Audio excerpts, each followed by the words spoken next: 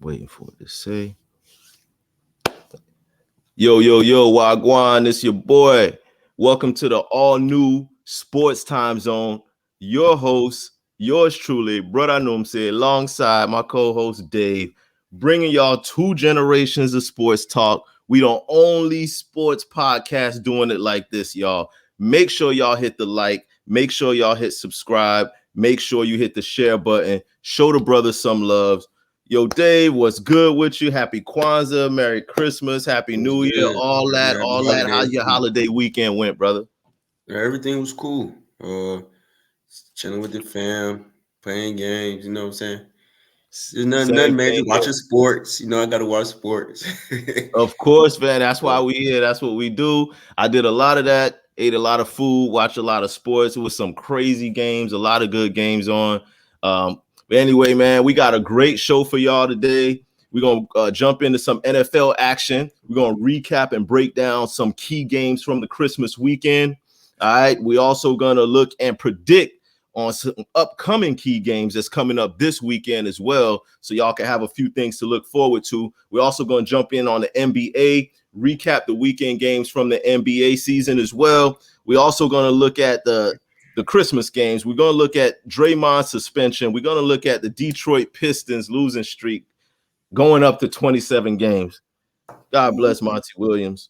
But we're going to talk about that. We're also going to touch a little bit on the Deontay Wilder situation. Deontay losing an upset decision to Joe Parker, unknown boxer I never heard of. But you know what? That's why they play the games. That's why they fight the fights. UFC welterweight champion Leon Edwards retained his welterweight title against Kobe Covington. So we'll talk a little bit about that real briefly. We also got some BCS playoff college predictions for y'all as well for these bowl games, and a special guest and world-renowned sports blogger. My boy Reese Coleman is going to join us, Chi-Town native, really good, knowledgeable sports reference. So we got a real good show for y'all. So without further ado, let's just jump right into it. We're going to start off with the NFL. Big games over the last weekend. We starting off with my Dolphins. Of course, my Dolphins pulled out a close game with a 22-20 win over them Dallas Cowboys. That was a really good game, man. I tell you, Tua had almost 300 passing yards with one touchdown, and even with the O-line banged up as they were, we only gave up one sack. Our running back, Radio Raheem Mostert, only had 46 yards rushing, but it was running back by committee because as a team, we totaled 91 rushing yards altogether with all our running backs. Tyreek Hill was still banged up a little bit, but he finished with 99 yards receiving. So I don't know. I'm feeling really good about my Dolphins going into the next week and going into the playoffs. But I don't know if a lot of people are really sold on them yet or convinced that this is a team that can make some noise in the playoffs. Based on what you've seen so far from my Dolphins, how you feeling about them boys, Dave? What's your observation of the Dolphins from what you've seen? I agree. They looking nice, but I do want to see them face like somebody more like elite. You know what I'm saying? Like a championship contender. See how they do against them, where the defense is, how the offense flows, you know what I'm saying? Like stuff like that, just to see where they at. Because I like Miami, and I like Tyreek Hill, and I like where they going. Tua is, you know what I'm saying, leading the charge. So I feel you. That's been a big question mark, though. Like what you said is absolutely right. It's a warranted thing because honestly, we haven't really, up until we beat Dallas, people were saying we ain't really beat nobody. You know, we've been playing and beating teams that we were supposed to beat, but we haven't beat any of the elite playoff caliber teams convincingly enough for people to say that they convinced that the Dolphins are going to make some noise. There's nothing wrong with Miami, like being the teams they're supposed to be, because that's how you're supposed to do it. You're supposed to be the teams you need to be, build that confidence. So I'm not mad at it. 100% accurate on that. Now, we are going to be playing our next game against the Baltimore Ravens. So if there ever was a test to test how good we really are going on the road into Baltimore in December in a hostile environment and in the cold, that's going to be a real big test. So we'll we'll see how that works out. Switching over to the other side of the ball, the Dallas Cowboys, man, they continue to struggle on the road. They are having some road issues. These boys have lost 5 games this season, and I think all 5 of those games have been on the road. So you think, will they figure out their road issues in the playoffs? Or is this a sign that these boys might not cut it? Because remember, now they have to play pretty much all of their playoff games on the road if they're expected to do anything. So how do you think that those road losses play into how it's going to look in the playoffs?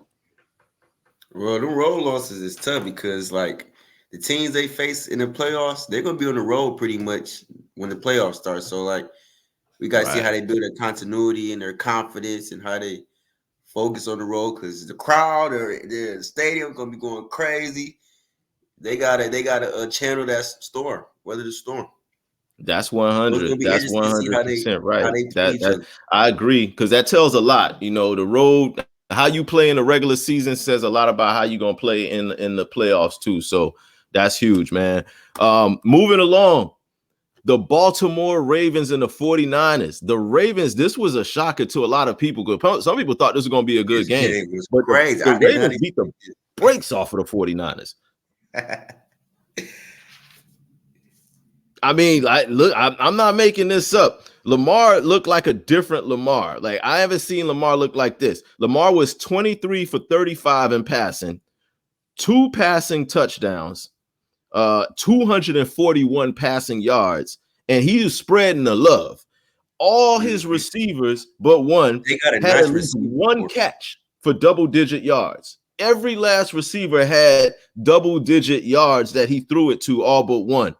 This Lamar, he's not scrambling to take off running anymore like we've seen him do that many years. Now when he scrambles, he's scrambling to buy his receivers more time to get open. That is a nightmare to defend. When you got somebody with that kind of agility scrambling around, buying receivers time to let them get down a fit, it's almost impossible to defend that type of Lamar. And it kind of puts other teams, their defensive line, it puts them in like a scramble because they don't know how to defend it. Because, like, you keep trying to attack, he can use his legs, extending plays, pass into the open. That's how everybody getting open. So it's hard to guard that.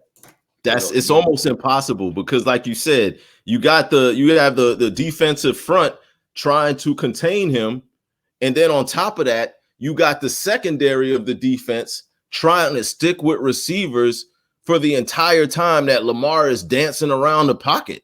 That's almost, something's got to give. Either the front line is going to collapse and he's going to take off through that line, or the secondary is just not going to be able to keep up with the receivers, and somebody's going to get open and Lamar's going to catch him for an easy out.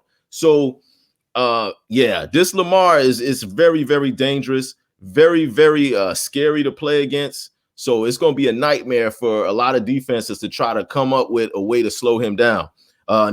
Looking at the other side of the ball on that game, Purdy, man, my man was out there stinking it up, yo. Like, he threw 4 I ain't never seen Purdy look like that. I haven't either. He threw 4 picks. He had 255 yards. But my question is this: like, we got to remember, at one point he was a 3rd string quarterback. He sat behind is it Trey Lance, and then he also sat behind, who's the starter? Was it Garoppolo? Who was the starter in San Francisco? He sat behind 2 guys, and he got his opportunity when the opportunity came. But do you think this is a case of him just turning into a pumpkin right now, and this is really truly who he is, and we're starting to get it exposed? Or do you feel like this was just an anomaly? He just played against a really tough defense that made him look this bad? Because, like you said, we haven't seen him look like that before. But how you feel about that, Brock? Let's talk specifically about Purdy and his performance, and if that means anything over the course of the playoffs coming up. I just want to add, like, Ravens defense played outstanding. So they kind of put Purdy in tough situations on, like, when to throw the ball and his timing and stuff, and really didn't give a chance for his receivers to get open because they covering Debo. So he trying to find other ways to try to get everybody else open because they pay him so much attention to Debo. The That's a pass good rush, point. Miami's pass rush. I'm sorry, Ravens pass rush is very tough. They coming as soon as the ball hike, they coming through. So Brock got to find that timing. Yeah. So they were putting him in tough situations passing the ball. So them 4 interceptions was kind of, he was finding his way, but like everybody was just right there. So like Ravens played a good Yeah. defensive game. It's tough to see a defense, that's was as good as the 49ers. I mean, we got Bosa over there and all those other boys on the other side of the ball. It's very rare that you see a team put up those kind of numbers on them. So the fact that happened, I think that was also a contributing factor. But I mean, hey, on any given Sunday, any given Saturday, any given Thursday or Monday, anything can happen. So that's one of those situations where I feel like I don't know that this says a lot about the 49ers going into the playoffs. I just think they just ran up against a buzzsaw. They ran into a buzzsaw and they just couldn't withstand that. So we'll see what happens with the 49ers. Shout out to Lamar Jackson from the hometown, Miami, a South Florida boy, maybe not Miami, but he's from South Florida. So shout out to you, Lamar. Moving to the next game, the Lions versus the Vikings. This was a good game. That was a very, very entertaining game. It ended up with the Lions winning their division in that win that they took. They sealed the division. For the First time since 93. Like, I don't even want to give away my age and tell you how old I was in 93, but that was a long time ago. So shout out to the Lions doing their thing. It was a good game versus the Vikes. The final score was 30-24. Matt Goff was slinging it. 30 for 40 on passing. 30 for 40. He threw the ball 40 times. 10 missed completions. That's only 10. That's crazy. He threw the ball 40 times, and then he completed 30 of them for 257 yards. I'm sorry, 251. Johnny Gibbs with 2 touchdowns and 80 rushing yards. So the running game was going. You got 2 rushing touchdowns and 80 rushing yards from your running back. You got Goff, throwing the ball, picking people apart, 40 passing attempts for 30 completions. Amon-Ra, the wide receiver for the Lions, 106 receiving yards. So he got over a hundo. Man, that's the Lions star receiver right now. That's Jared Goff's go-to. That's his go-to, and as he should be. How far can this Lions team go? I mean, they actually have a shot to get the number 1 seed in the NFC. If these boys win out, they have a chance to be in the number 1 seed. Do you think they can get that?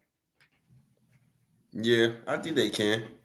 It's gonna be interesting moving forward, see who they play next. But their first home game will be here in Detroit at Ford Field, so that's very exciting for Lions fans. So it's very interesting. I'm excited though to see what's in store for them. Yeah, that's gonna be huge because, like you were saying, man, this is like one of their first playoff games at home that they get to put on for the fans. So I know the D is gonna be on fire.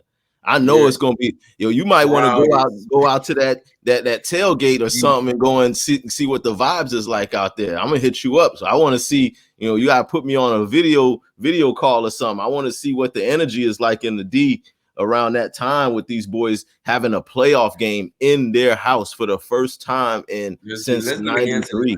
I like that. That's fire. That's gonna be dope. It's gonna be real dope. Yo, shout out to the D, shout out to the Lions. What up, Doe? Shout out to the 313. I know about all y'all boys. Shout out to Lil Meech, Big Meech, T Grizzly. Rest in peace, MC Breed. Ain't no future in your fronting. I know what time it is with the D. Shout out to my man Trey. I know I see you up there in the D also, man. Trey Coop. Shout out to you, brother. Moving right along. Kansas City versus the Raiders. This one was a shocker. The Kansas City Chiefs, they got to hold that L to the Raiders on this one. This one was crazy, man. Just to see the Kansas City Chiefs in this kind of disarray. I mean, Travis Kelce, who's supposed to be arguably the best tight end in the game, was held to no touchdowns, 0 touchdowns, 44 receiving yards. He didn't even get 50 yards receiving. So that was huge. He was on the sideline throwing a tantrum. He took his helmet off. He throwing his helmet around on the sidelines. Like, it's just complete chaos. Pat Mahomes over on the sideline yelling at his receivers and his O-line. He's screaming at people. O-line is very, that's what I'm worried about for the Chiefs. O-line is not where it's supposed to be. So Mahomes is running for his life, using his legs, trying to just make something happen because he ain't got no time. The pass protection is not there. I don't know what Mahomes is gonna do. I saw that, man. And I mean, the numbers speak to that. Patrick Mahomes, 27 completions out of 44 attempts. Yeah, he threw the ball 44 times, but completed 27 of them for 235 yards, 1 touchdown, 1 pick. These are very, very, very average numbers for someone who's considered a returning Super Bowl champion, Super Bowl MVP or what have you. How much of this could you attribute to them missing Tyreek Hill? And then how much of it is it that teams are just figuring out how to beat Kansas City? Because remember, this is the same Kansas City team that won the Super Bowl last year without Tyreek Hill. So I don't know if the absence of Tyreek Hill is causing the issue, because it almost looked like he ain't got nobody to throw it to other than Travis Kelce. Or is it just teams are figuring them out? Or is it the O-line? Is it a combination of I don't know. What do you think is the issue? You mentioned the O-line. So is that the issue with Kansas City? O-line's part of the issue. Also, there's no deep ball threats. They're relying on rookies this year, rookie receivers besides Kelce. So, you know what I'm saying? They're trying to get them going, but it's hard because we trying to go to a Super Bowl and we don't have time to be trying to teach these rookies how to get right when we need the real people. I'm with you on that. I'm definitely with you. It's always hard to rely on rookies, especially during this time of the year. You got a bunch of young players and you got a team that just came from the Super Bowl and has won multiple Super Bowls. So how much patience do you think Pat Mahomes would have with young players? If I don't know. He doesn't come across to me as a very patient quarterback or a patient guy who's willing to bring the younger guys along. He seems like he's in his window of opportunity right now. He's in the prime of his career right now, and he's chasing number 12. He's chasing Tom Brady. So with that being said, I don't think his patience is going to be very long for these guys. And at some point, you know, he might be going knocking on the door to upper management for them to try to make some moves to get a deep threat. Because without that deep threat, this team looks average. To me, it feels like it's pressure on Mahomes. Just because they're Super Bowl champs. They're trying to defend their title. So I feel like the pressure's on him because he has no receivers, no O-line. Travis Kelce's getting double teamed. So they trying to figure it out. Who knows what Andy Reid's doing? They're not calling the right plays. Like, I just feel bad for the Chiefs right now. I don't know. They got to get it together. I'm with scared you on they that. can go home first round, but who knows? I'm definitely with you. I don't know what to think of them. They are the returning Super Bowl champions, so I don't want to bet against them. But you know, the way it's looking right now and the way that these boys are melting down, your two best players are on the sidelines having temper tantrums. Like, that ain't a good look, especially in December going into the playoffs. So that's something to watch out for. All right. Excellent slate of games. Like I just said, we covered that. Now let's look at the next upcoming week of football games and see how we think some of these key matchups are going to shape up.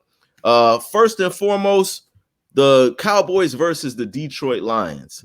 Now, for this one, I was sitting there and I was kind of going back and forth with it. I'm like, okay, the Cowboys, they're not looking too good right now on the road, but they are going back home and they feel like they got something to prove. They're coming off of a 2-game losing streak. They got blown out by Buffalo. They lost a close game to the Dolphins. That's the two most extreme ways that you can lose. You can lose a blowout or you can lose a close game. They did both of them, back-to-back losses in both ways. So for that reason, I just don't see the the Cowboys losing this game in Jerry's World in Dallas, Texas, with the fans being crazy. And then also, the Lions already clinched their division. I don't know that they're going to play as desperate to get that number 1 seed, being that now they already have the division locked up. But I mean, they can still get it. So they still do have something to play for. I just don't know that they'll play that hard enough to beat Dallas in Dallas. How do you see that game going? I'm going Cowboys in a close one, 24-21. Okay, I could see it going a little bit like that. You know, I was gonna say 27 to 20, something like that. But I could see that. I could definitely see that. I got the Buffalo Bills over the Patriots. Buffalo seems like they're on a mission right now. Buffalo is on a mission to try to win out and get into the playoffs by any means necessary. And I don't see the Patriots standing in their way. How you feel on that one? I agree. I'm going Bills too. And they're at home. Okay. Yeah, I'm definitely with you on that. So far, we both agree on those two. I got the Colts, the Indy Colts over the Raiders. I just don't know that the Raiders have what it takes to win many more games in December. I kind of feel like their ship has sailed already with the win that they just got against Kansas City. I think that was their Super Bowl. Man, they have no receivers, no quarterback. Excellent point. No receivers, no quarterback. Then yeah, I don't know how that's going. Devontae Adams, I forgot about Devontae, but other than that, Devontae's out there. He's definitely going to get his numbers. But there's still, the other side of the ball. There's still special teams. There's still, offensive and defensive line. So yeah, for that reason, I feel like the Colts should have this. The Colts look like they're, a playoff team, at least trying to get in there. So I like the Colts. I got the Rams over the Giants. Rams over New York Giants. The Giants this year, they ain't been too solid this year. So I don't know that they're going to close out the year on a positive note. I see the Rams going in there and handling business. How you call that one? I see Rams as well. And Rams, this is a big game for the Rams just to keep that playoff momentum going, 8-7. So I see Rams on top. Okay, I got you on that. I got the Eagles over the Cards in a big game. I got the Eagles over the Cards in a big one. The Eagles been hearing all week about how suspect they looked with Jalen Hurts and AJ Brown and all of this talent they have. I feel like those boys are going to respond real big on this one. I agree. This is going to be a beatdown. The Cardinals, we ain't worried about the Cardinals. Nobody worried about the Cardinals. Yeah, I'm with you on that. I got the 49ers over the Washington Commanders. Self-explanatory. I don't see Washington winning anything against a team like the 49ers. Who do you got on that one? I'm going 49ers. I'm going 49ers 30-17. Brock Purdy for 300 yards and 3 touchdowns. And Debo with 1 touchdown. Okay.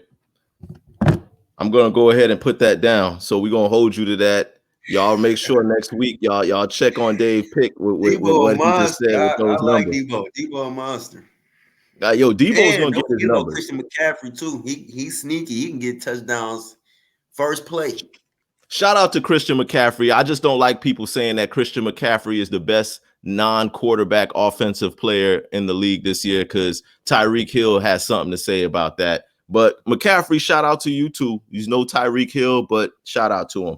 I got the Jags over the Panthers. Who you got? I'm going Jags. Easy one. Easy for the Jags. The Ravens and the Dolphins. This is my upset pick. I'm taking my Dolphins to go into Baltimore and upset the Ravens. Last year, without Tua, Dolphins put up numbers against these same Ravens. So I feel like they can go in here and duplicate just a portion of that. Then we have a chance for the upset. So I'm going Dolphins Uh, 17, Ravens 14. I'm going Ravens and to 28-17. I feel Okay, like the good Ravens has call. a better defense than Miami. They have a better offense than Miami, and I feel like the receivers about equal because you got Tyreek Hill, Jaden Waddle, but you got Odell Beckham, Zay Flowers, and a big point for the Ravens. They doing it still without their tight end Mark Andrews, which is a big loss, but they still finding ways to pull it out. Yeah, I'm not too concerned about the receivers of the Ravens in this game because I feel like my Dolphins do have one of the best secondaries in the entire NFL. You know, Mm-hmm. Xavier Howard, Javon Holland, Jalen Ramsey, those three guys back there alone. That's probably one of the most lethal secondary tandems in the league. So I think we should be able to stick with their receivers a little bit. Next Ramsey, the game, truth. yeah, yo, real talk. He really is. Really is. He's the truth for sure. Seahawks over the Steelers. I trust Geno Smith a little bit more than I trust Mason Rudolph or whoever the quarterback is going to be for Pittsburgh. I got the Seahawks over the Steelers. Who you got? I got Seahawks. This game means something to both teams. They're both with the same record, but Seahawks at home. I'm going Seahawks. They'll pull it out. All right, Seahawks it is. So we both got the Seahawks on that one. I got the Kansas City Chiefs over the Bengals in this game. Kansas City is Next, mad right now, an angry man. Super Bowl championship team. I do not see the Bengals posing any threat. I look for this to be a blowout. Kansas City. Hey, I feel like it'll be close in the first half. Then Chiefs will take off in the second. This is a statement game for the Chiefs. This is a division rival. Two. Good I'm going point. Chiefs. Good point. Those division games could, they sometimes could go either way. So you might be Yeah, right. So we both going with the Chiefs on that one. And I'm going our Chiefs. very last prediction, I got Green Bay over the Minnesota Vikings. Reason being, Jordan Love is starting to look like the real deal. I'm watching his progressions. I'm watching him look off his first option, go to his second. I'm watching his checkdowns. I'm watching his release points. I'm watching all of that, his footwork. He's looking like the real deal. And I think this season might be his coming out party. So I do like Green Bay over the Minnesota Vikings. I like Green Bay to go into Minnesota and win that on the road. Who you got? I'm going Vikings. You going Vikings at home on that. All right. Vikings at home. So that's the one. That's another one that we differ on. So y'all lay around for next week to see how those predictions shape up and how everything turns out to be. So without further ado on that, shout out to everybody who's tuning in with us today. Right now, who we have joining us today, one of the most knowledgeable sports bloggers on the planet. He's a 4-time letter winner in both football and basketball at JFK High in the Chi-Town. Shout out to Chicago, Windy City in the building. Defensive tackle for the Wartburg College Black Knights from 1996 to 99. He's a world-renowned blogger for Behind the Enemy's Lines. He's a Chicago sports fan living in the rival town of Minneapolis. So you know he's got thick skin and you know he's an excellent debater. This man has impacted social media and society overall. He's the first man I've ever heard coin the phrase bronzexual. He's changed the game. Please welcome my friend and fellow social media personality, my man, Reese Coleman. Thank you for joining the show, Reese. Reese. Thank you guys very much. Thanks for the intro. I'm flattered. Of course. No doubt, no doubt. Shout out to you, man. Again, thanks for joining the show. This is our first episode of the Sports Time Zone, so it was appropriate that I have my man Reese join us again. Like I said, one of the best bloggers in the nation, world renowned. So while we have you on the show here, I figured we would, bring you in with a couple of questions and just kind of pick your brain a little bit on your sports expertise and your sport knowledge. Me and my man Dave here just shooting the breeze. So it's good to have you with us. Being that you are from the Chi and being that you are such a diehard Chicago fan across the board, I haven't met another Chicago fan like you that knows as much as you do and goes as hard as you do. We're already on the NFL right now. So what do you think the Bears are going to do with Justin Fields? I like Justin Fields. I've had a chance to watch him over the last few years. I just don't think he has enough time to throw the ball. I don't think he has enough weapons. I don't think the offensive coordinator calls plays that are conducive to his talents. So I personally don't think he's been getting the best opportunity to win. So for me, I think they should keep Justin and build around him.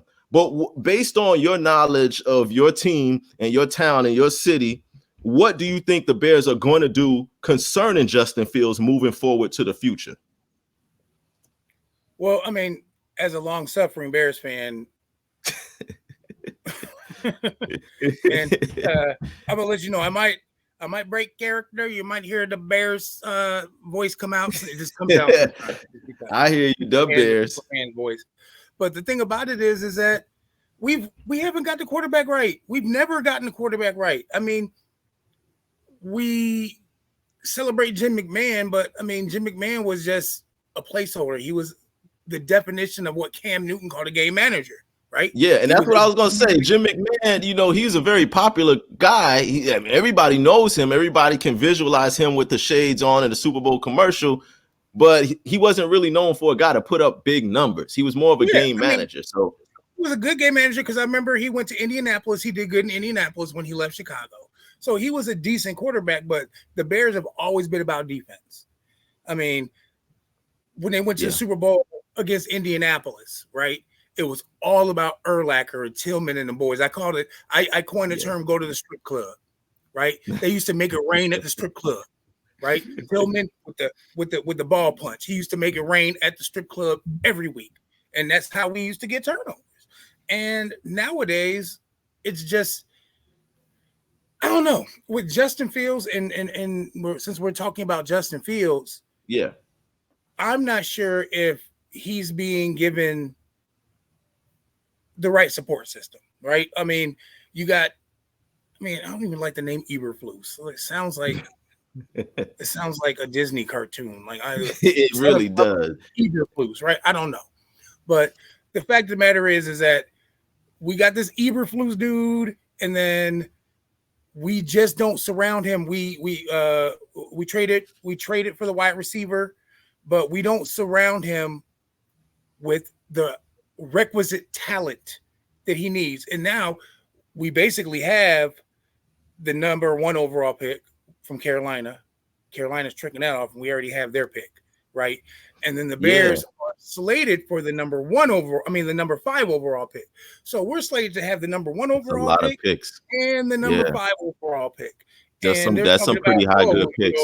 Get rid of Justin Fields. It's like, okay, well, then what? Then we're starting over again. I think we need to, when we traded for Trubisky, we moved up from number 3 to number 2. One spot, we gave up like 9 picks. Right? Wow. We gave up that's a lot to give up. We gave up a whole bunch of picks to trade up. So I for Mitchell Trubisky. And where is Mitch Trubisky right now? Is he bagging groceries somewhere like New in York Cleveland? Or something? I don't know where he is. He's bagging somebody up, right? So I figure we got the number 1 overall pick. We can trade that for we can trade for like the number 8 over 9 overall pick. We can get like 2 second rounders, the 3rd and the 4th for just that pick. And then we're like now we got the number 5 pick. So you feel like with some of those high picks, you guys should go after O-linemen, receivers, O-linemen and receivers. That's what we need. O-line, and I could see that. O-line and receivers, right? And the draft is chock full of both of them. I mean, we need to call Dion, you know what I'm saying? Because Dion needs them too. He's probably been doing the research for us. So, good stuff. I mean, the Bears just have a whole lot of holes, but we have a lot of capital to fill those holes. You guys do. You have a lot of capital, a lot of trading chips. You got a lot of chips that you can put on the table to kind of help the team move forward in the future. Because again, when I look at Justin Fields, and I don't know, Dave, if you've had a chance to watch him also, but when I see him and when he has time, which is very few and far in between, when he has time to throw the ball, he generally makes some throws that are elite level throws. He makes elite level throws.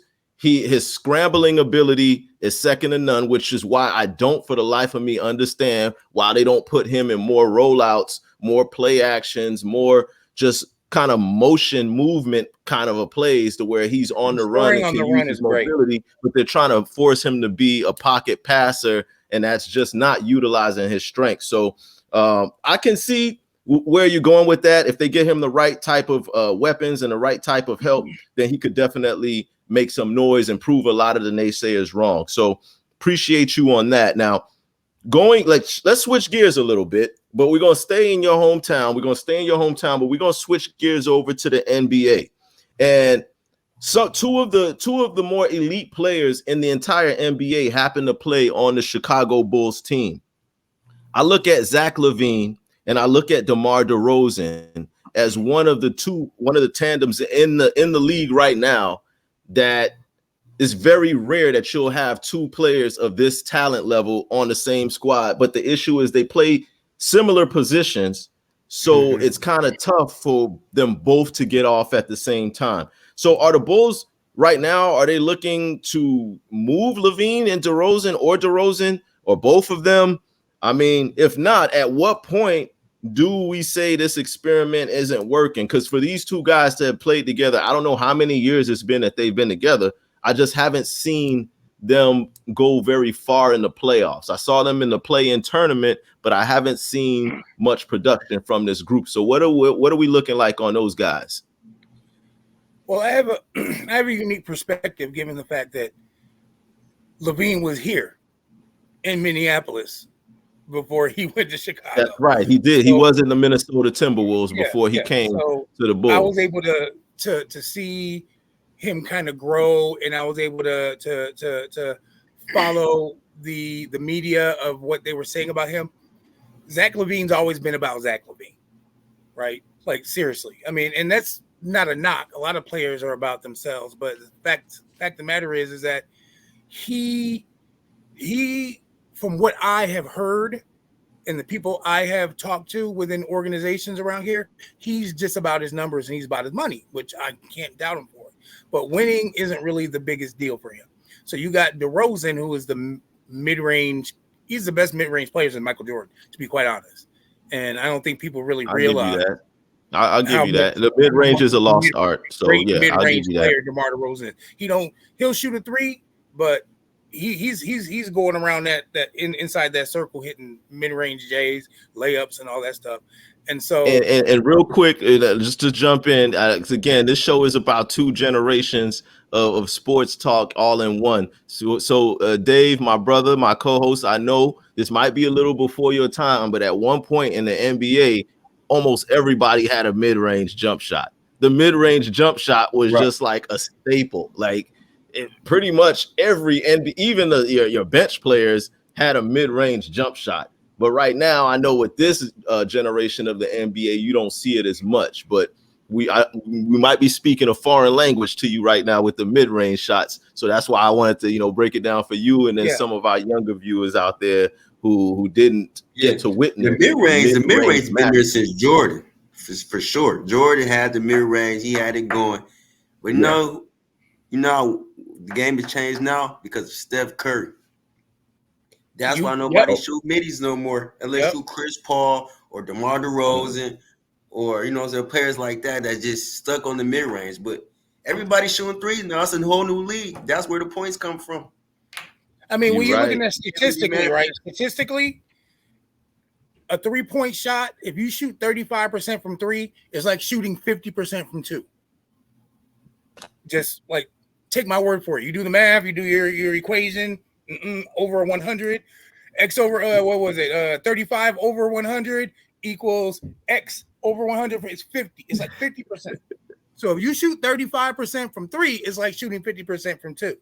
So all these players now, what they're trying to do is they're trying to make sure that because Curry's like 42% career from 3, 43.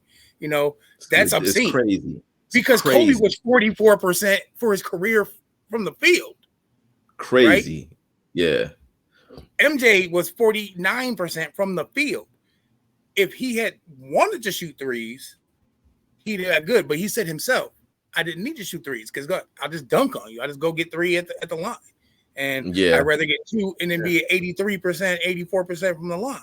But going back to today's game, I did the numbers myself.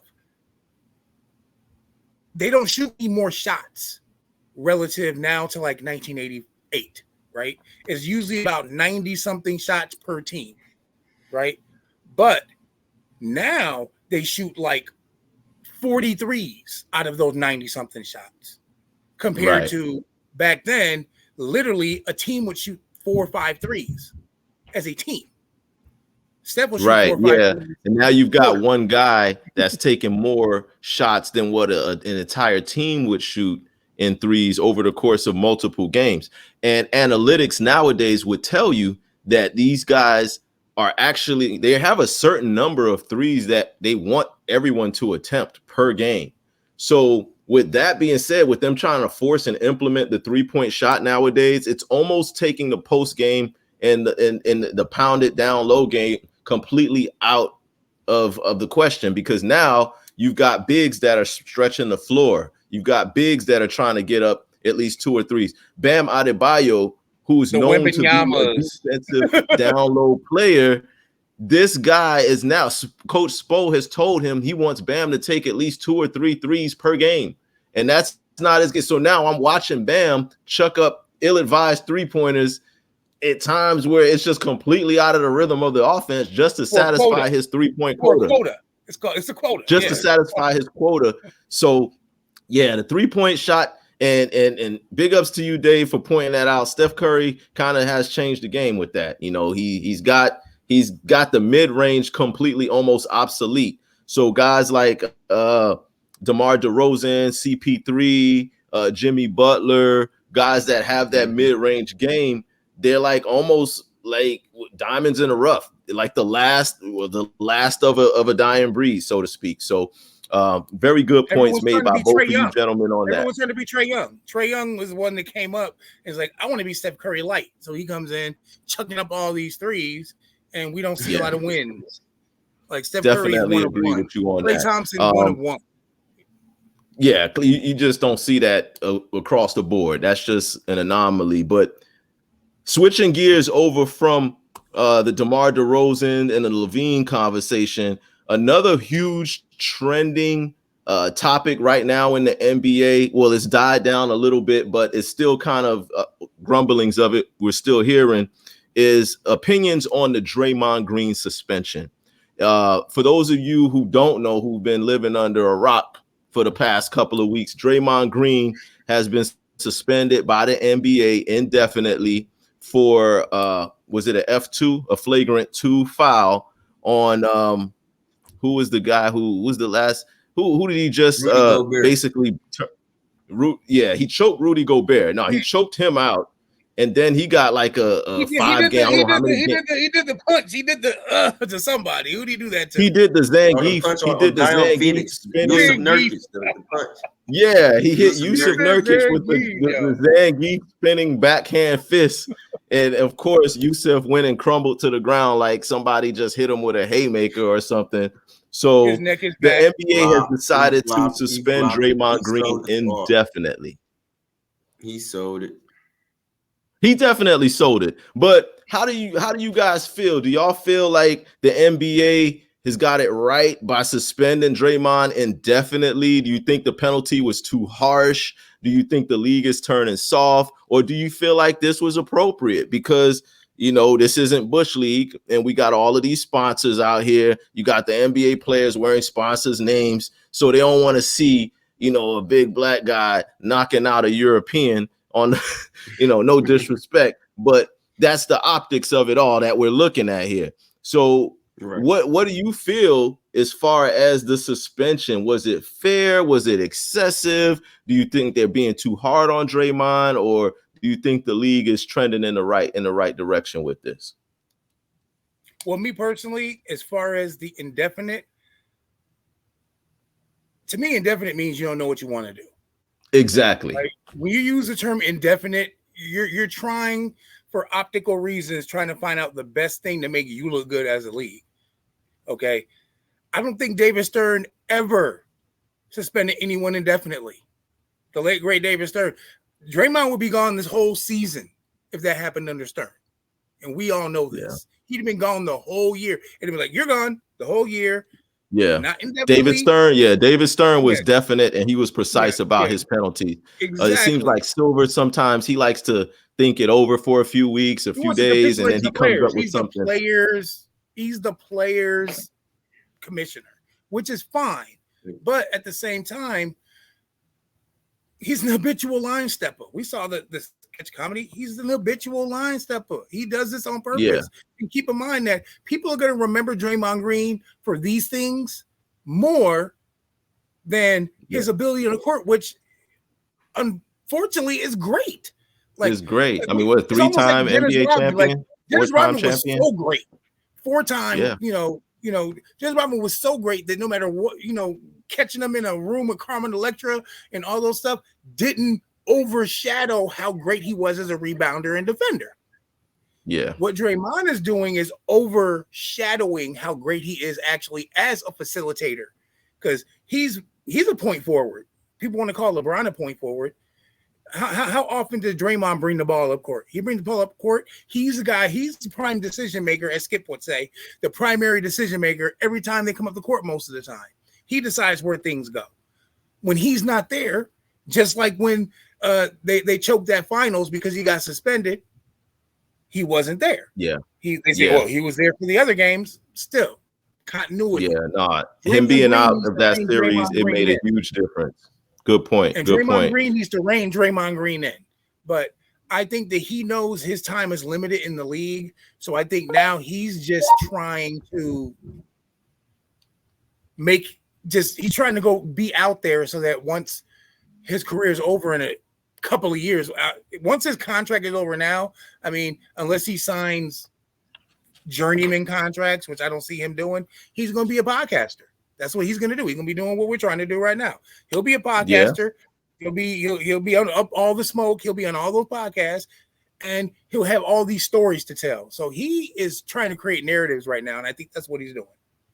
And an excellent comparison that you made with Dennis Rodman. And Dennis Rodman, even though he was wild and out there and crazy and all the things you mentioned, Carmen Electra, I mean, there was the wedding dress situation. It was him in Vegas and being drunk and Michael Jordan having to come and get him from Vegas all kind of crazy stories. But we remember him on the court as being one of the greatest rebounders ever, being one of the greatest defensive players ever to play the game. So he didn't allow that to overshadow his game. So good stuff on that. Real quick, Reese, we already went through our predictions for the next week of NFL games. I want to kind of hear your predictions real quick on some of these key matchups coming up for the NFL. For this is what, week 17 that we're coming up on right here. Or is it 16? 17. All right. So I'm gonna throw the games at you, and you just give me who you think is going to win. Give me your pick. And then next week, we're going to see how these looked when we have our next show. Cowboys versus Detroit Lions. Who you got? Cowboys are at home, by the way. This is a heart over head pick right now. That's why we put you on the spot. We just put you on so we can see. The Lions made the playoffs hurts my heart, because it's one of those streaks that in the NFC North, people like they have not made the playoffs since I was in high school, like literally. And so, but I think the Lions are in struggle mode right now. And I think that the Cowboys can win this. I'm probably saying Cowboys 25, Lions 19. Okay. I'll go with Cowboys. that. And I think that Dak Prescott has a very clean game, because, they go as far as Dak goes. If Dak can play a clean game and not turn game manager, Cam Newton, that's what he's talking about. Didn't he mention Dak Prescott and people were ripping on him? That's what he means by game manager. Just manage the game and don't turn the ball over. They can beat the Lions if they don't turn the ball over. Both Dave and I picked the Cowboys, so you are also completing the hat trick on that. So we all got the Cowboys in that game. Bills versus the Patriots. No. I'll go Bills. Josh Allen has been going through some things right now. He needs a bounce back performance. I think he's at the crib stewing right now. He's probably watching all these shows. And who's starting for the Patriots now? I mean, Matt got benched, didn't he? Yeah. So, I mean, I have no idea. Rodgers but and we Zapp both is starting, right? You got the band. Yeah, Rodgers and yeah, Zappy. Zap guy. Yeah. Rodgers and Zappy. Yeah. Yeah. Yeah. I'll go Bills. I'll go for Josh Allen making a point in this game when he knows that they're wounded. So we 3 for 3 on the Bills for that one. Colts versus the Raiders. This is another heart pick. Okay. I love me some Antonio Pierce. Antonio Pierce got this defense playing with their heads on fire. Their hair is on fire playing for this dude. And I will go with the Raiders. And I think the Raiders will probably win by at least 2 scores. Oh, okay. So hold on. Dave, did you pick the Raiders? Over who? The Colts. No, I'm going Colts. Okay, so we both went Colts. Reese is going Raiders on this. I'm going Raiders. So Big Reese, you the lone wolf. I'm going Antonio Pierce lighting those dudes on fire. Yeah. All right, we keeping receipts on that. I ain't gonna make you do the lone wolf chant on that, but you definitely are alone on that one. Rams versus the Giants. Who you got?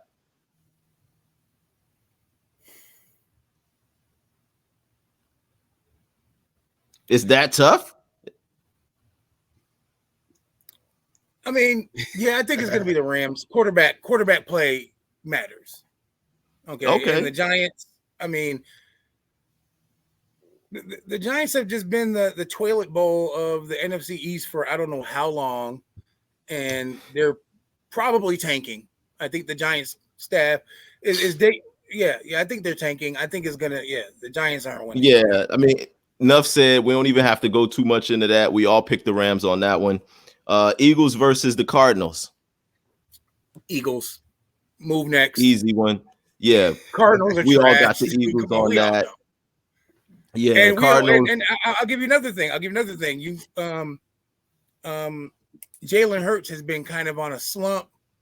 And this is one of those games where, this is one of those, okay, one of those eat games. I think Jalen Hurts eats on this one. Kyler Murray's gonna be running around for his life Yeah. I like Murray, but he just looks like a little mouse running around in a maze sometimes, and he just throws off kilter.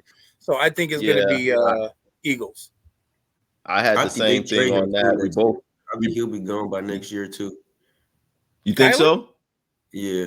Didn't he just sign an extension? They want to find somebody that wants him. You know what? Nowadays, that don't mean nothing. That extension don't mean nothing nowadays. Somebody will take them on. I've seen people sign an extension and be out of there like the very next. Now it's hard to predict, so you never know. You never know with that one. But he's 5'11" That's the problem. Who's gonna want 49ers versus he was some 6'3" guy, but he's like a little Mighty Mouse looking dude. Who wants that? Who wants to deal with that? Who you got, the Niners or Washington? Niners. Purdy just threw 4 picks. Purdy don't want to come back and redeem himself. He better come back and beat Washington, or else he might be back to the third string. Jaguars or the Panthers? Jags Panthers. The toilet bowl, huh? I mean, this is the toilet bowl matchup.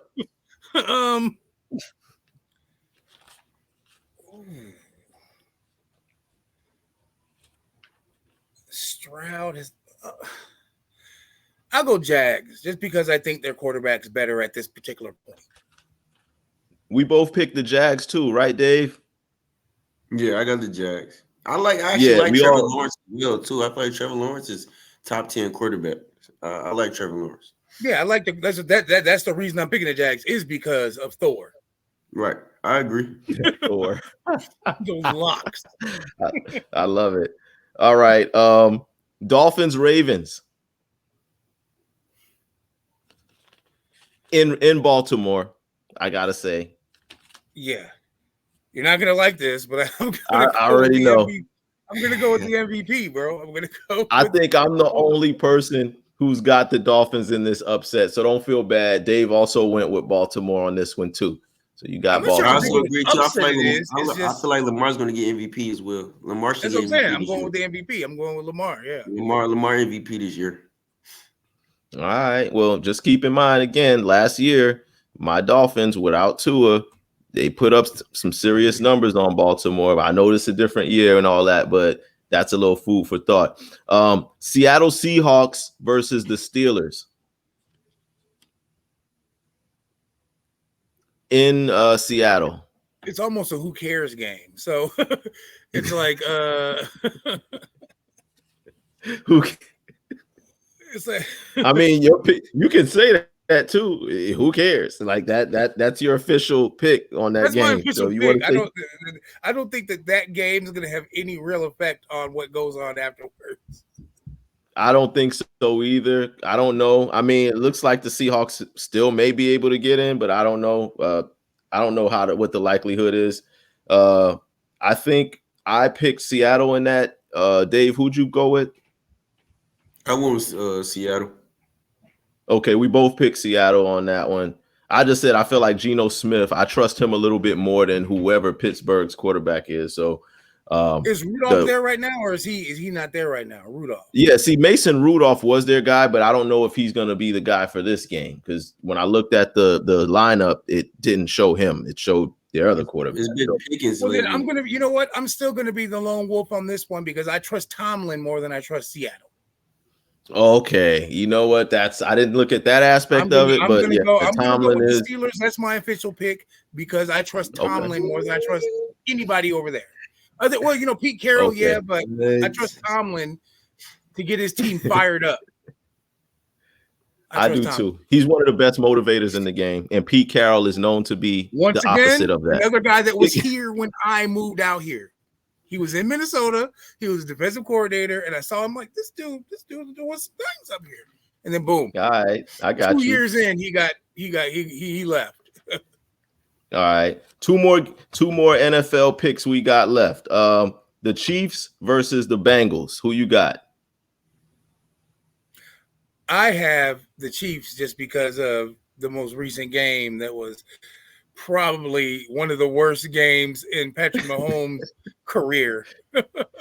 You saw him over there yelling at his whole O-line and screaming at his receivers. He was on the sidelines just snapping off, hair flapping in the wind. You know what I'm saying? His little mixed hair flapping. Yeah, Travis Kelce throwing his helmet around like it was just a shit show over there on the sideline, man. It was crazy. Chill on my Chiefs, man. Chill on my Chiefs. Yo, yeah, Dave. I know I'm picking that nigga to win the game. I'm just saying that that's why because his hair's gonna be on fire, and he's gonna want to win the next game. So I'm picking the Chiefs. It just was hilarious. They go with blowout fashion. Yeah, I think we all picked the Chiefs. Statement win. Big statement win. We all picked the Chiefs to win that game. Okay, last matchup we got Green Bay versus the Minnesota Vikings. Your current city that you're in right now versus Green Bay Packers, and I think you got the Vikes are at home. Vikings. I rooted, dude. I never picked the Packers ever in life. I don't care. I forgot. We on the same. I am a Chicago Bears. I am a fourth generation Chicago Bears fan. Right? Oh my god! It's like a gang. It's bred into my blood, like folks and GDs and Vice Lords. I am a Bears fan. Okay, the bias is real out here. You Detroit and you Chicago cats refuse to pick Green Bay. I'm the lone wolf on this one. I'm the lone wolf because y'all both picked the Vikes and I picked Green Bay because I feel like Jordan Love is He's going to do his thing, but we'll taper that. We'll table that and see how that I'll looks. give Jordan Love his credit. Jordan Love is showing some promise. I can't do it. I can't do it. And nobody on the Vikings is Justin Jefferson or Addison. They have nice young weapons out there. Yeah, they can make almost any quarterback look decent. The dog. This is true. Who go check Jefferson out there? Yo, shout out to Jefferson. He's one of my favorite receivers in the game right now. And he makes some unbelievable catches. His athleticism is second to none. He's dope. Yeah, I rock with him. I didn't know what a gritty was until Jefferson. I'm the grumpy old man here. I'm just like, what's a gritty? Yeah, between him and John Morant, I don't know who does it better. Like that gritty dance is taking the sports world by storm. And real quick, Reese, before we let you go, I want to get a couple of last minute predictions for these bowl games. We got Bama versus Michigan in the Rose Bowl. Who do you got? Ooh, my. And I saw the question, and I still. There's another heart pick. I'm gonna go Michigan. I'm gonna go Harbaugh, man. I'm gonna go Harbaugh. You know, he was a bear. With all the drama that they've been going through, you kind of feel like this is a statement game for them, or I've you just never feel like seen players cry over a motherfucking coach like that, though. Yeah, like when they won with it, I forgot what game. It was like they was crying. This is for you. I'm like, damn, it's a game. Yeah, I could see that. I could see that. Dude. So you know what? When you got passion like that, when your players are playing for you like that, and I've had coaches that you would want to run through a brick wall for them. It's a cliche, but it's true. You know what I'm saying? Like they say, go through that wall. Oh, it's brick. Just go through it. Trust me. He's one of those guys. Jim Harbaugh has that effect on people. I don't even get it. So I don't get it either. But you also trusted Harbaugh over Nick Saban? I don't know about that one. That's another element. I didn't even think about that, Dave. Nick Saban is one of the best to do it. Nick Saban has the recruiting. Jim Harbaugh has the fire. As much as I've seen Nick Saban, and he has 5 championships, 2 LSU, 3 Bama, right? I've never seen players cape up for Nick Saban the way they cape up for Harbaugh. Nick Saban goes to your house and says, I'm Nick Saban. And he gets the best players. He has the Deion effect. That's why you see them in those commercials together. It's like, who's Deion Sanders to be in with Nick Saban as a coach? He's Deion Sanders. Throws the rings on the table. That's what all Nick Saban does. I'll make your baby. You're talking to grandmamas and parents. I'll make your baby an NFL player. You go to Bama, you're guaranteed to go to NFL. So I don't think that has much to do with coaching as it is, Bama in those pockets. Right. So Michigan is a Big Ten school, and I have an affinity for the Big Ten, given the fact that Northwestern and all those teams in my region. But yeah, I'm gonna go with Harbaugh just because I think that people play for him. Saban's players play for their next stop. They're playing for the league. Bama players, they know I'm in Alabama. I'm probably going to go pro. Like obvious reasons. I feel that. I feel that. Their people go pro. Well, I mean, they both teams and both coaches are known to put out really, really good NFL talent once they get to the next level. So that could go either way. Dave and I, we'll give our picks on that a little bit later. But when we close and wrap up the show. But right now, I want your last and final pick, Texas versus Washington in the Sugar Bowl. Who do you got in that one? Ooh, I'm not too versed on those two teams, but I'll tell you this. Texas looks like, they're the undefeated team. I'm sorry, Washington is the undefeated team. Texas does have one loss, but Texas has a tougher strength of schedule than Washington. Washington's their best win came against a number 8 Oregon team, and they squeaked by them by 3 points. And that's their best win. Everybody else that they beat were relatively nobodies. But I'll just let that sit with you. But yeah, just let it fly. Who you like? Texas versus Washington. If you don't know, just go with who you feel. I'll go Friday Night Lights. I'll go Texas. Texas. Okay. Just because they eat, sleep, and they're a good farm system for their own people, just like Florida is, right? Okay. If you're born and raised in Florida, you want to go to the U, you want to go to Florida State. If you're born and raised in Florida, you want to go to A&M, you want to go to Tech, right? You know what I'm saying? You want to go to one of those schools. And high school prospects, the best players in the NFL are either from Texas or Florida. So I'll go Texas. All right. Excellent pick. So we're gonna hold you to all of that. We got receipts. We got everything written down here. So next episode, we're gonna go over all of those picks again. Reese, I appreciate your time. I appreciate you coming on to the show and giving us so much of your time and your expertise. We'd love to have you back on the show again.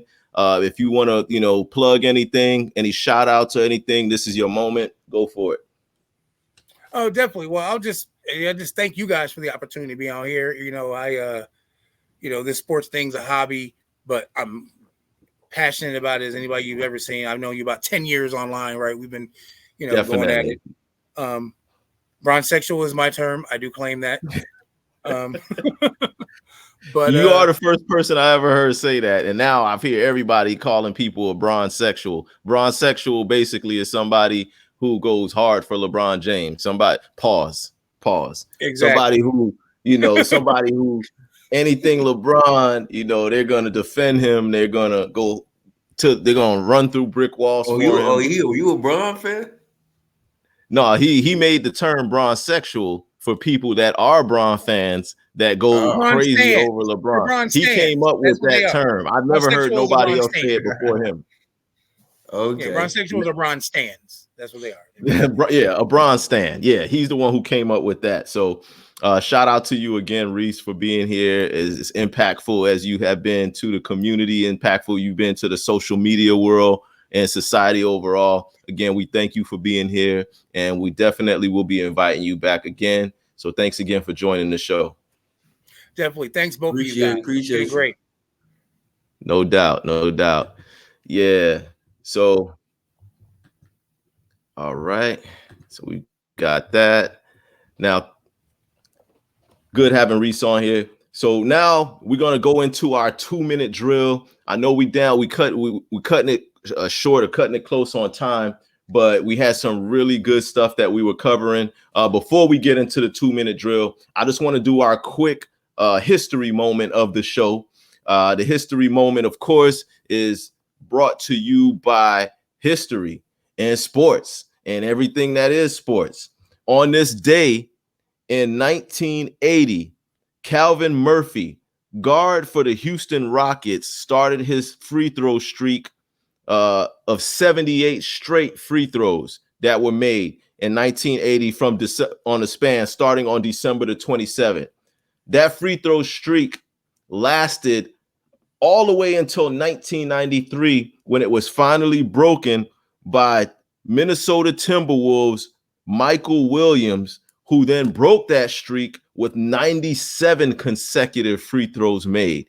So that I don't know that streak will ever be broken. I mean, we got Steph Curry who came close to it. I don't know how many he made in a row one year, but 97 consecutive free throws is crazy.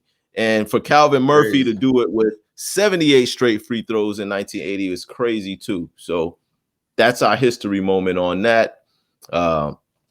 That's just crazy. I don't know if you've seen anybody in your era, Dave, make, I don't know how many, what's the most amount of free throws you've seen someone in your era make. I mean, I don't know if it's anywhere close to 78. I just know it's some with Steph Curry. That's it. Yeah. I'm with you on that. We're going to look up those numbers. And then next week, I will be able to say what Steph Curry did and how close he did come to that record. But 97 consecutive free throws is crazy. Shout out to and salute to the history moment of the show. Now, quickly going into our 2-minute drill, Bama versus Michigan. Who you got, Dave? Bama. You like Bama. I like Michigan in that one. I like Michigan by a field goal. Similar reasons to my man Reese and what he alluded to. This team looks like they're willing to do anything for this coach. They sat there and they cried for this coach. They got their names dragged through the mud for half of the football season, or the end of the football season, that they had to deal with, and hear their coach getting thrown under the bus. So I feel like they're playing for another reason. So I like Michigan by a field goal on that. You like Bama. So next week, after the Rose Bowl, we'll go over that and see who was right, who was wrong. Texas versus Washington. Who you got? Sugar Bowl. I'm going Texas. You got Texas on that. So we all going to be 3 for 3. Reese also went with Texas. I'm going with Texas as well. Like I said, I don't even feel like Washington should be there. They don't even belong there. Their best win was a 3-point squeaker over Oregon. Oregon, right? I remember you saying that. That doesn't impress me much. Everybody else who Washington beat was pretty much garbo. So I don't know. Agree. Yeah, maybe again because of the conference that they're in right now, they just had to get a bid to get in there. But I don't know that they are better than Florida State. I felt like Florida State probably should have got that spot that Washington got, and for that reason, I look for Texas to win this game by 10 points or more. I actually think they could do it by about 17 points. Like they could kind of stretch it out a little bit more, but just to show respect for Washington and the season that they had, I'm going to say Texas by 10 on that one. All right, and that's my final pick for the BCS college playoffs. Man, excellent show. We definitely appreciate everybody for tuning in. We appreciate everybody who hitting the like button, who's subscribing, who's sharing the video. This is just episode 1. Dave, if you got any shout outs or anything you want to say to the people out there, what do you have in wrapping this up? I just wanted to shout out to all the supporters, people who tuning in, people who locking in with us. Go hit that like button, subscribe. And we come with more facts, more information, more straightforward things about sports, man. That's what we do. That's what it's all about. This is what we do. You know what I'm saying? Get us going. We going. Yeah, we going. We up. Y'all, we gonna salute. We gonna shout at y'all next week, Wednesday. We'll catch you again at the same time, same bat station. We're gonna look at these predictions we made for football, and we're gonna see how they panned out. So salute to everybody out there supporting us. This is just episode 1, y'all. Y'all lay around for it. We're gonna be back at you. So this is again the Sports Time Zone. Yours truly, brother Anum Sig, and my man Dave. Again, thank you to Big Reese for joining us, and salute. Peace. Peace. All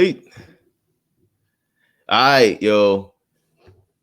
Good shit, fam. Good shit. That was an excellent episode. How you feel about it? Yo, Reese, you in there still? Oh yeah, I think I see him. All right, cool. Yeah, Dave. So good shit, man. I'm really proud of you. I love the way that you were engaging. You sound real knowledgeable. Your posture is good. The voice is good. Reese came through and he blessed us with some knowledge to kind of make the show a little bit more full. It's like an hour and 13 minutes. I wanted to make it no more than. I appreciate him coming through. I like that. He has some great points. Gave me some. Yeah, he really did. And to be honest with you, I think we should have him as a regular. We should bring him on, whenever he has the time to come in and share some knowledge, because he can always give us another aspect and another element. Like I said, he's very knowledgeable. I trust his opinions. He's well versed. You heard the introduction that I gave him. I mean, this guy has accolades, so he knows what he's talking about. So I definitely want to have him back on the show again real soon. But as far as our first episode, man, I think this is a pretty good start. I'm going to figure out how we can incorporate music at the beginning, and also how we can do some little designs and graphics around the screen to kind of make it work. Yeah. There's also a feature where we can put highlights and run highlight clips while we're talking about certain things. So I don't know how to do all that yet, because I'm still a baby at this shit. But once we learn, then we're gonna be fire with it. So Yeah, even if you know somebody who know how to work this shit too, then let them know, like, yo, we looking for is this somebody who the can help us. StreamYard, like that's the platform of this StreamYard? Yeah, it's the StreamYard. That's the name of the platform. But other people that use StreamYard, they have like their logos on the side. They got like words going across. They got like little videos playing on. I don't know how to do none of that yet. But once I guess we play around with it a little bit more, we'll be able to figure it out. I'm gonna reach out to Reese also and see if Reese knows anybody who knows how to do any of that shit. And we'll liven it up a little bit. So I'm gonna get the link to this show, and I'm gonna give you the link so that you can share it. You can put it wherever, and I'm gonna upload it to YouTube so that we have it on YouTube, and people can watch it, and we can just get views from there. And just by next week, we'll see how many views we got. Right. Okay. All right, that's a bet. So it is what it is. All right, fellas, man, I appreciate y'all again. I'm about to end this. The recording's already stopped, but I'm gonna upload the link and I'm gonna send the link to you. And Reese, I got you too on the link. I'm gonna send it to you as well, so we can kind of review it and see how we look and how we sound. All right, fellas.